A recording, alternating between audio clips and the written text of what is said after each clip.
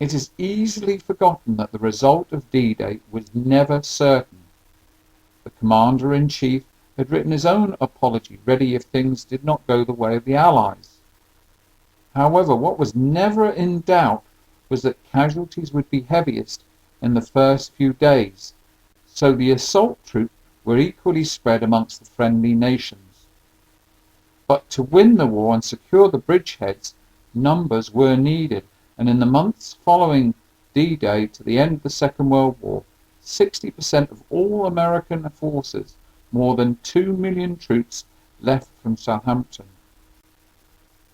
On October the 25th, 1944, Private Paul Shimer, Jr. of the 15th Infantry 3rd Division, 7th Army became the Millionth Yank.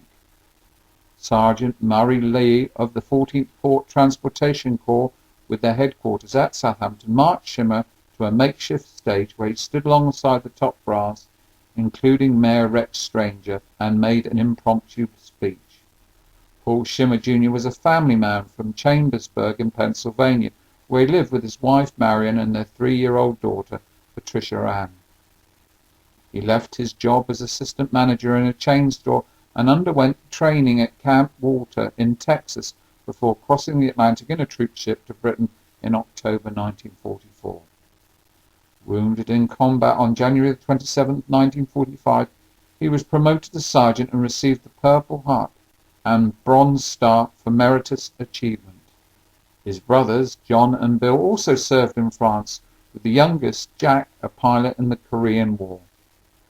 Paul Shimer Jr. had served in the U.S. Army for just 51 weeks when he lost his life on April 14, 1945, just 24 days before the end of hostilities. In 1947, the Southampton wartime mayor visited Chambersburg to meet the Shimer family. Rex Stranger wanted to commemorate the life of the young man he had shaken hands with 3 years previously in Southampton docks, and decided to place £1,000 in a trust fund for the daughter's education. In return, the local citizens gave him a consignment of apples for Southampton schools and raised $3,000 to spend on charities in England.